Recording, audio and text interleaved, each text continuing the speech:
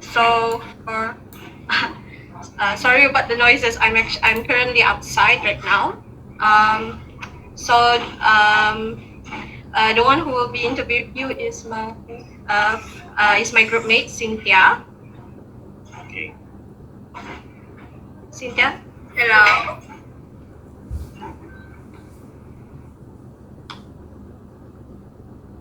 I think the camera froze. For the questions number one about strategic alignment and CSR activities. How does your art gallery incorporate corporate social responsibility (SCR) into its mission and daily operations? I think in terms of this question, it is rather broad. We don't do daily CSR per se. But if you look at the art industry, essentially what we are doing is it's a community program essentially. Yes, the focus is to sell art per se, but it is also to elevate the industry. It is also to give culture back to the locals. It's also to provide different points of views in terms of from the art perspective. Because if we look at the art industry itself, chances is we are not prioritized as the entire industry versus I guess being a doctor, being a lawyer.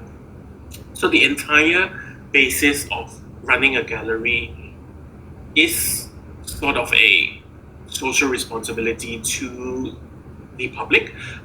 We are offering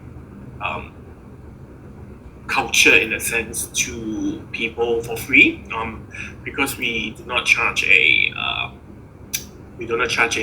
entrance fee to admire works. So it's literally free for you to come and view, to chat with friends, to discuss point of views, and yeah. So I don't really think it's a daily operations or anything. It's not. Maybe a little bit is the mission of the gallery, and we have done something a little bit more specific on a CSR back in 2019, where we worked with underprivileged kids. So basically, they also drew art, and then we gave them an opportunity to display their works. So that got significant coverage because not many people would think that underprivileged kids can be artists per se. But I think that was beside the point. The point was that opportunities should be given regardless, so that's what we did. I would think that is the biggest CSR thing that we've done. But in general, we work with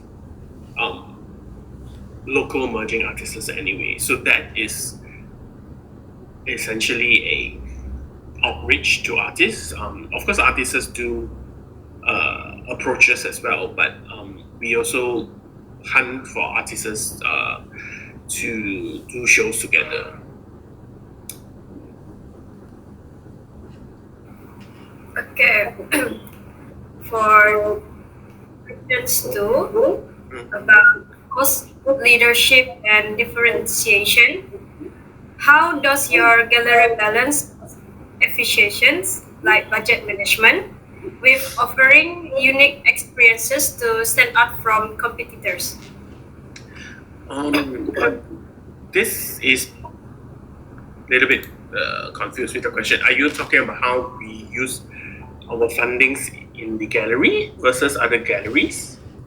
I think what she meant is because ZHAN Art Space, like you are located in Petaling Jaya, right? Yeah. So there's a lot of other gallery beside you. So how do you keep up the competitive of other galleries? I think with art galleries, we work with a segment of artists. So it's simple. It's like a singer, right? A singer is represented by maybe Sony Music. They are also represented by what other, I don't know, Colombian Musics, for instance. So each company has their own portfolio of artists. They do not really cross over. Of course, sometimes you see artists exhibiting here, exhibiting there, but that is, I guess, entirely the discretion of the artists, because if you don't really tie a bond with the artists, then they are essentially allowed to go anywhere to exhibit. So in terms of how we stand out from the competition, we have always, from the very beginning, focused on working with emerging artists. We wanted to cultivate a culture and a new perspective of young artists. So when we first started, there were not many galleries who were focusing on these kind of artists, because ultimately galleries need to make money. So what happened was, we found out that a lot of galleries were worried to work with emerging artists because essentially they might not earn the same profit as established artists. So I think that's how we stood out from the very beginning, and until today, we have continued to work with young artists, and I think that's our biggest standpoint from other people. The other thing is also not to say boost the gallery itself, but every gallery has a internal, I guess, curation team. So whatever we present to the world, it's like a restaurant. So we tell you we can cook this particular food, you come and eat. If it's good, then people will line up and come and eat.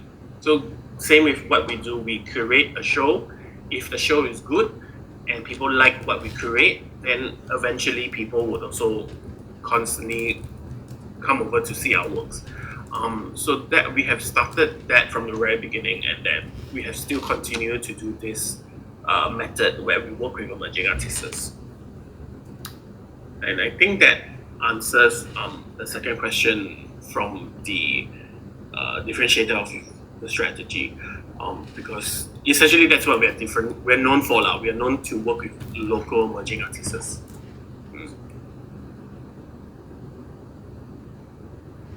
Any other questions? Okay. Okay. What strategies do you see to use differentiate your gallery from others in the industry? I mentioned just now that we work with emerging artists, so we essentially, that is the main goal. We want to, especially the young crowd.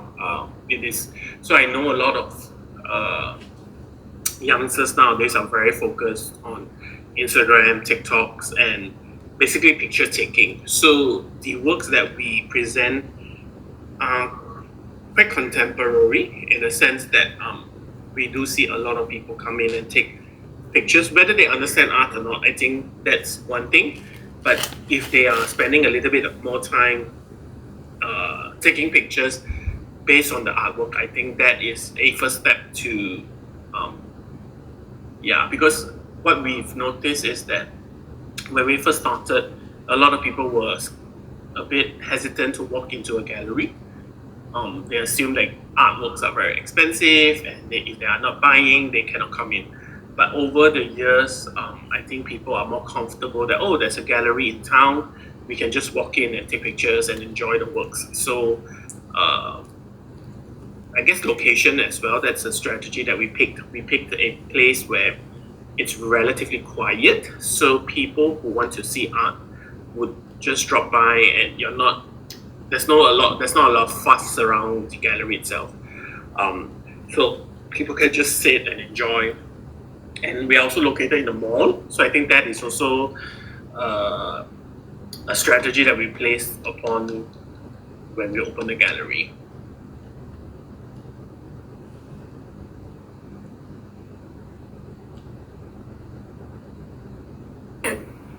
Okay, for questions 3, it is about industry life cycle and competitiveness, where do you see your gallery position in the industry life cycle, like introduction, growth, maturity, or decline? This is a tough question for the industry. Not too sure how familiar are you with the industry itself. But the art industry overall, I would say, not just us, have been on a decline in the past year or so. Several factors. The world opened up, so people have the opportunity to head overseas to buy art. So our market is not very big. So the collectors or art enthusiasts, they do not need to rely on the local market. They can go to Thailand, Hong Kong, South Korea, Indonesia to buy art or to even experience art per se. One of the biggest show was Art SG in January, and I think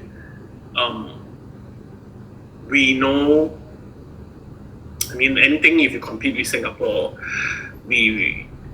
Malaysia still, it's hard to compete. And then we have very big markets like Hong Kong, and we have a lot of artists in Indonesia. So given that, the buyers, it's literally the buyer's power at the moment. The industry itself is at a decline. We actually had about 3 galleries closed this year. So that is actually a lot. I don't know if it's a temporary close or it's, or they're taking a break. But at the moment, if you Google some of the galleries in town, they are temporarily closed. Whether they'll come back again, I'm not sure. So yeah, it is on the decline. So in order to sort of adapt to the situation and to sort of be, as the question says, the market evolves, what we're actually doing from this month onwards is to go back to basics. And then if you look at our website, we actually have a new show called Back to Basics.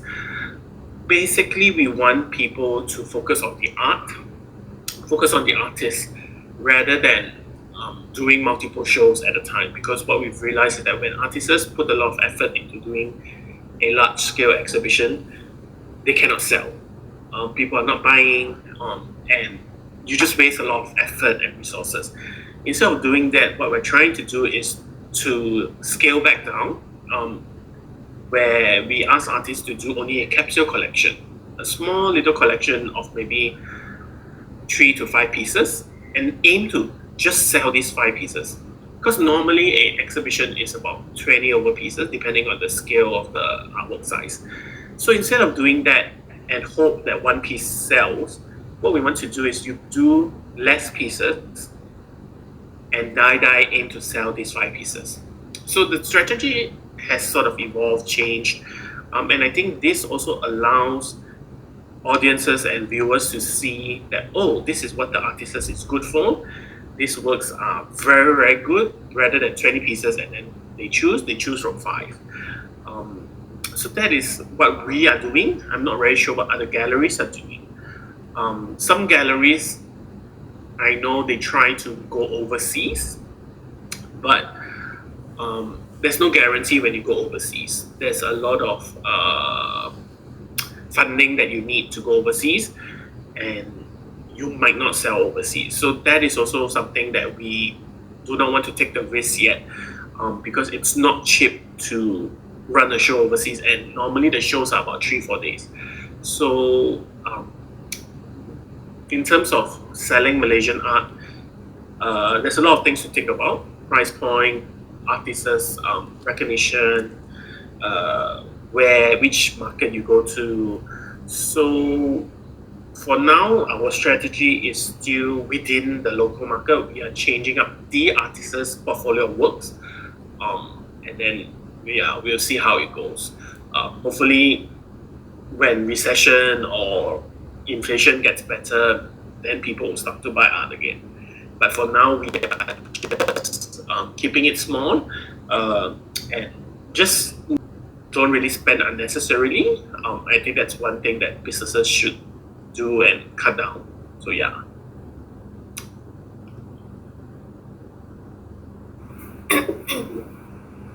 Um, how do you adapt your strategies to remain competitive as the art market evolves? I think just being very cautious of what's happening. So we will need to engage a lot in a sense, to talk to buyers, collectors. The other thing is also to self-educate. So what we realize is that a lot of artists do not, they try to just do within Malaysia. But we have always encouraged artists to venture out, to go to overseas market, to see what other fairs are doing. So these are necessary actions that artists galleries need to take, because then you only know, oh, okay, our price points are not competitive, our artworks are not good enough, our subject matters are not strong enough, things like that. So in order to be competitive, you just have to always self-educate. You have to see what's happening overseas. And one thing with our Malaysian market is that we tend to see the same artwork over and over again.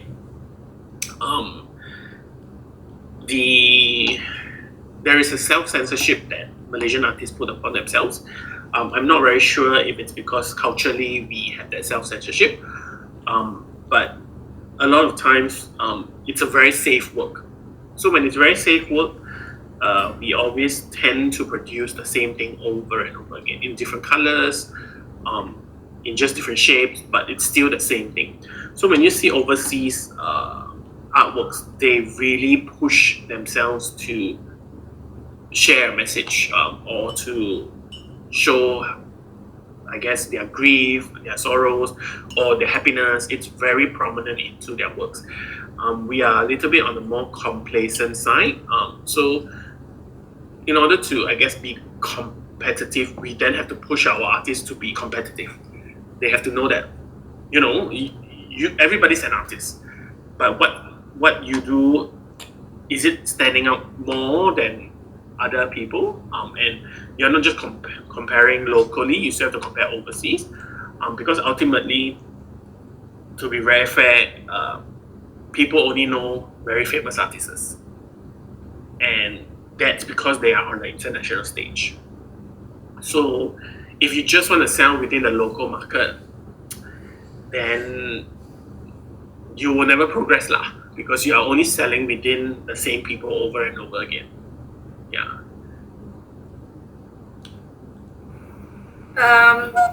Okay, next. Sorry. Got hanged. Okay, I will continue for Hapat. So the next one is ethical leadership and organizational culture. Okay, I will ask two questions direct. So how do leaders in your gallery promote ethical practice and social responsibility? And the next one is what steps are taken to ensure transparency and accountability in decision making? I'll probably answer this question together. So we run the gallery pretty transparent, I would say. We always discuss every decision with artists. There's two reasons behind that. One is because if you take a lot of decisions for the artists, for instance, let's say if you sell the work at 5,000, and the artwork is only worth 2,000, and you sell it, right? Somebody buys it at 5,000. So the buyer would then go around town telling people, I bought this at 5,000, this is a $5,000 work. But when the artists leave the gallery and then they go and work outside. And if they cannot sell that 5,000, it affects their portfolio of work. So galleries have to be transparent how much they are selling the works for, and the artists have to agree upon that. So a lot of times, galleries do not disclose. They will mark up the price and then they will sell it. Then what happens is that artists cannot command that price elsewhere. So that becomes an issue for artists. So that's one example. The other thing is we try not to oversell the artists. So what I mean by that is that sometimes when you go to art exhibitions, or even like, for instance, if you go and buy a bag and they tell you it's the last piece, and then they say, oh, it's limited edition, last piece, or last one in Malaysia. So galleries tend to do that as well. They will put stickers across the gallery and say, oh, this artist doing so well, sold out. But in reality, it hasn't been sold. It is a perception that galleries do to sort of push the artist. So this is not a practice that we do, because we feel that there's no point telling people that this artist sells all when they don't. But I do know that galleries do practice that strategy. I don't know if it works for them, but we never done that now. So there are certain practices or transparency that a lot of galleries also. I mean, ultimately, it is a business. But I think we work well with artists where this is what it is. If you're giving me a painting to sell, we exhibit it, we sell it at whatever cost. And if you work well together, we'll continue working. There is no hidden agenda behind it. There is also no, to us, it's quite a straightforward thing. You work with us, we sell your work, we try to promote you as much as possible. And if it does well, then you hopefully work with us continuously. If we work with you and nothing sells, or the relationship isn't well, then we move on. I think we are all, in a sense, adults, and you are running a business. So we should think like a business owner, because if we have grudges with every artist, or we have issues with artists, then you just put a lot of issues into the company, and then so we just move past it. We do it. If it's good, then we move on. Okay, for the next is stakeholder engagement. Okay, how do you engage with key stakeholders such as local communities, artists, and sponsors?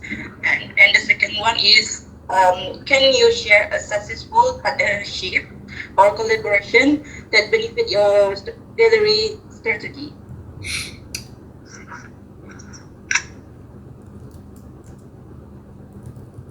I don't really think we have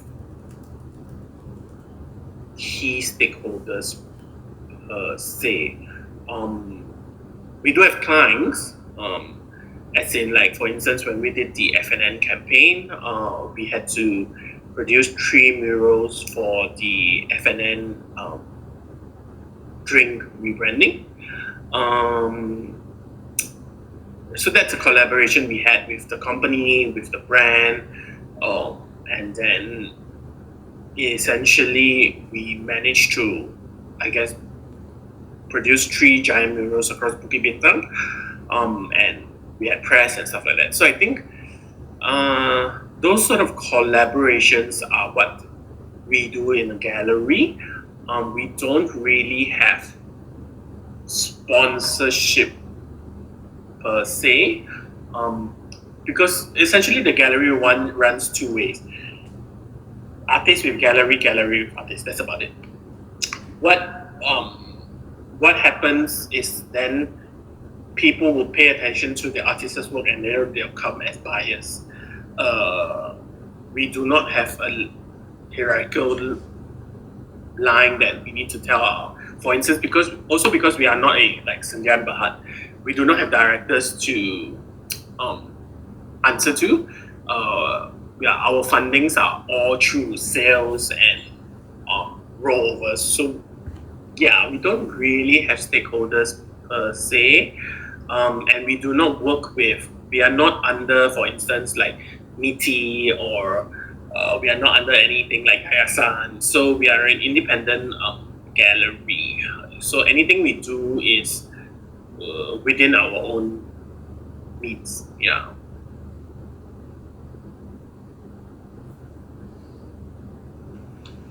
Okay, for the sustainability practices, what environmental sustainability initiative for such as waste reduction, energy efficiently does your gallery prioritize? In terms of sustainability, I don't really think this applies to galleries per se. The only thing we work consciously with artists is that we try not to overproduce works, and we encourage artists to reuse their canvases to produce other works, because there isn't a lot of waste.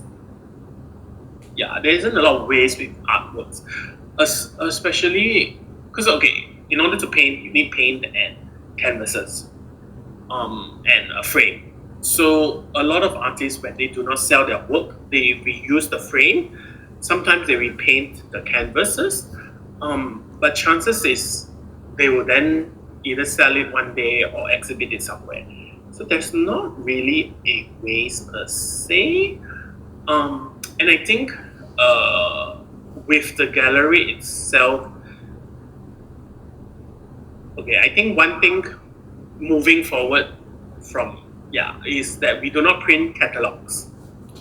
So catalogs are something that people use to print a lot in galleries. I think that is something that we have been, we have told the artists no, we do not want to print catalogs, because nowadays people are on their phones. You send them a PDF, they browse it, they close it. Yeah, maybe there's one or two person who would like to keep a physical copy, but to us it's a lot of money and resources to print a catalog, and then ultimately, unless you're giving it out for free, a lot of people wouldn't buy it per se. So I think that is our sustainability effort. We try not to print unnecessarily. So catalogs, posters, leaflets, flyers, I think all these traditional marketing strategy we try not to do. We try to go more digital. How do you communicate your sustainability effort to the public? Essentially, I think that's what I mentioned. We do not print catalogs, so we just have to verbally tell them that we do not have. We have a PDF copy, and in terms of artists, for instance, like if somebody asks, can I know about XXX artists? We would then share their Instagram link, website link straight away, rather than show them a portfolio of works, which the gallery itself isn't big enough to hold all the works. So a lot of digital communication is how we do it with our customers. Okay, the next one is international strategy, if applicable. So does your gallery operate internationally? If yes, how do you tailor strategies to different markets? No, we don't operate internationally. But I can tell you that it is a complete different market. So we have experienced art shows in Jakarta and in Singapore. everything is different. Everything is different. So the buyers are different, the buying power is different, the art quality is different, and it's just how do I put it? When you go to an international fair and you see what other galleries are doing, they are promoting the best of the best. A lot of times, the works are in the hundreds of thousands. They bring very famous artists like Picasso, maybe Hockney, things like that. So when we look back into our artists locally, we are not at that stage at all. So in order for us to run internationally, the artwork, the artists, the price point, all have to change. So what I mean by that is a lot of times the galleries overseas run in the price of USD.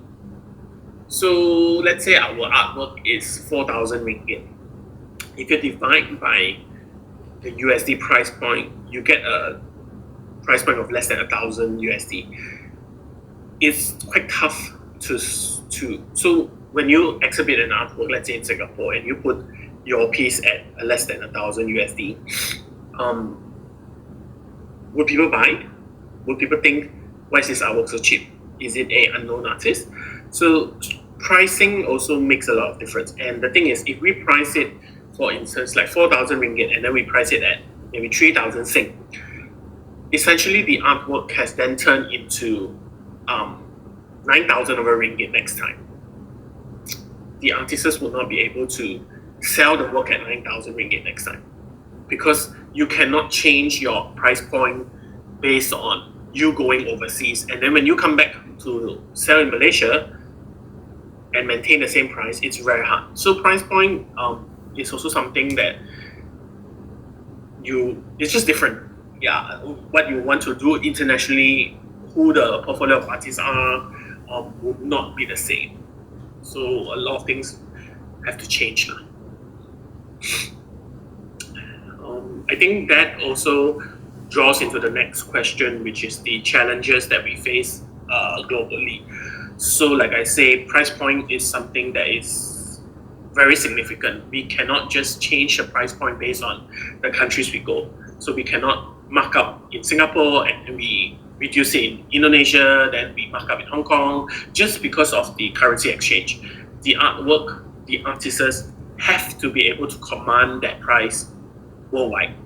So if they can command 10,000 USD in Hong Kong, they can command 10,000 USD in Malaysia. Normally, that's how international artists work. So that is, I guess, the biggest challenge, because we do not have a portfolio of artists across Malaysia that are internationally, they're not really at that level yet. So expanding overseas is a tough thing.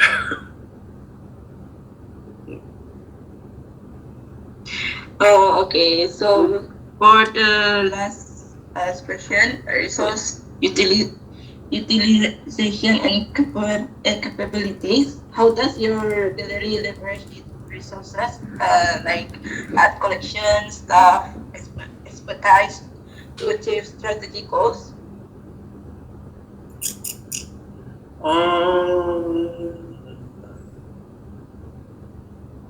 I think we leverage us being young, which is a little bit of an odd thing to say, but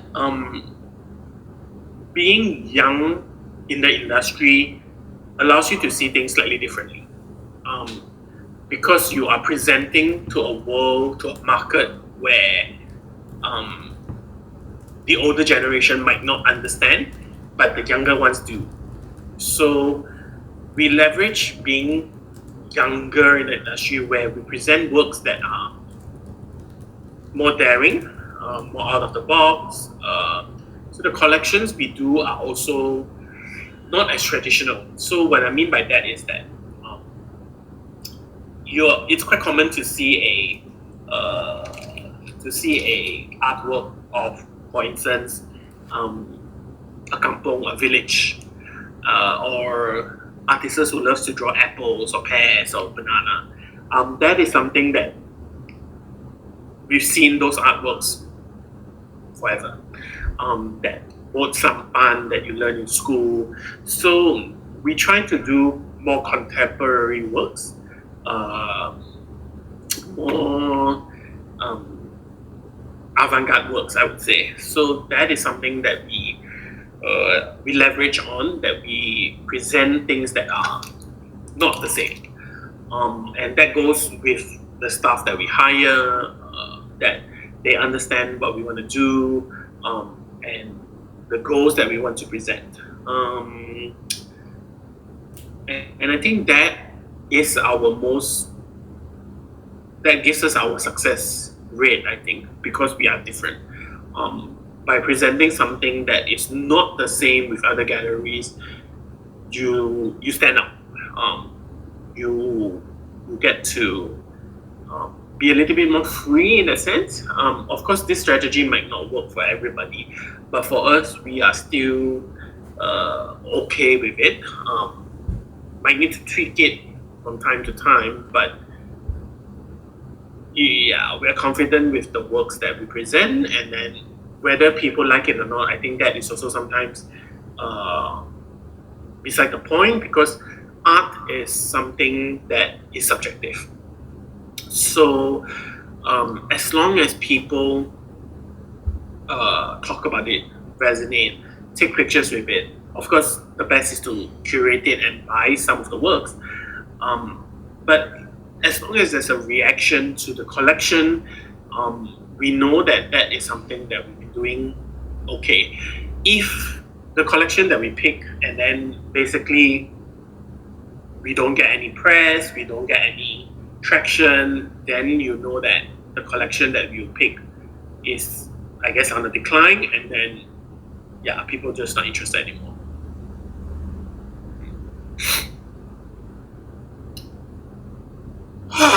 Any other questions? Okay, this is the last question. I that you are trying to cut some costs when it comes to exhibition. So I want to ask, does your gallery provide memberships? No. No. Two reasons. Okay. For us, art should be accessible to everybody. So the difference is that we are not a museum, right? Museum have to keep up the costs. Museum have to do what's it called? Restoration. Museums have to hire people. Museums have to make sure that the works are in condition, because tens and thousands of people see the works. Whereas we are a gallery that runs exhibition. So exhibitions tend to be about 6 weeks long. Once the exhibition is over, the artwork goes back to the artist. Sometimes some of the artworks stay behind. So there is not really a need for a membership, because we are happy for anybody to actually just walk in the gallery. And I think that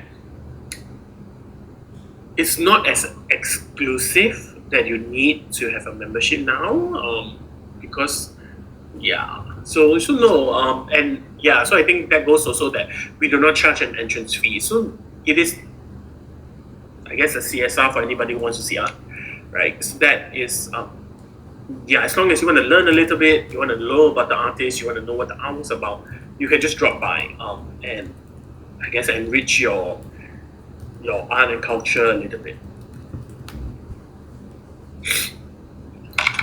Okay. Thank you for giving us your time. Did we go through all the questions? I mean, Yes, we already got through to all the questions. Okay. That's it need to us to complete our assignment. If you have any question for us, you also are free also. Not so much a question, but I think it's more like if you guys can encourage people to definitely come and see art exhibition. That is something we encourage people to do. And just to tell a friend or two. So what we would like to do is, especially the younger ones, is to get more people to come. They need to understand that coming to an art gallery doesn't relate to you buying. You do not need to buy anything when you come to a gallery. So a lot of times people assume that I cannot afford, I don't need to see art. But I always tell people, you do not know a car, but you still drive a car. When you open a car bonnet, chances is you do not know anything inside, but you still drive a car. So what we want to encourage people is that you might not know how to paint, but you still can come to a gallery to see the works, right? You might not know how to sing, but you have lots of CDs. So the idea is the same, but somehow with art, it's placed on a different pedestal. So culturally, we want to change that. We want to say that art should be accessible to everybody, and then even if you don't understand, you can still see it. It's nothing harmful to view some art, because who knows, maybe you love one piece and you want to buy it and put it in your house. So so I think it's good that conversations like that happen with students, because we need to gauge more of the young ones, and then hopefully the industry improves.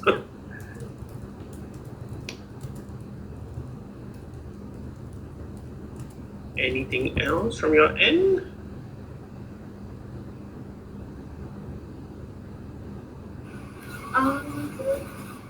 I think that's all, because I think you already covered most of our questions, because you answer like one question with multiple of answers, and it really helps us for our assignment.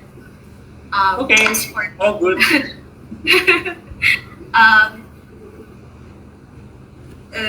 So about your exhibition, I actually told my friend who studied at QL, and she also asked me that do she have to pay for the tickets, and I said because we also have art galleries here in Sarawak, so I said to her maybe it's free, because most art galleries they do free entry or donation by entry. As far as I know, in Malaysia or rather in KL, there's only one gallery that charges a fee, and that's Wei Ling. I think she charges about 10 ringgit. But most of the galleries are free. Yeah.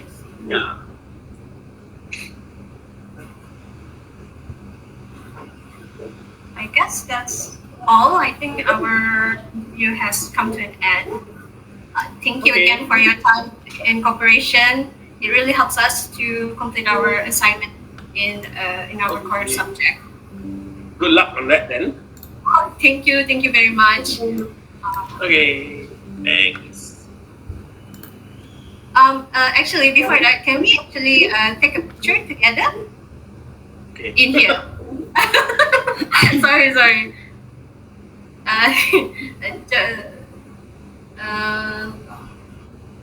Everyone open camera? Can everyone open camera?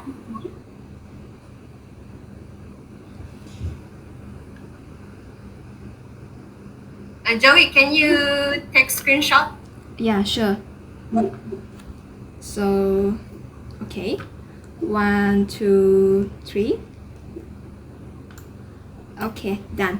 Already done. Alright. Okay, thank you. Okay. Thank you. Thank you.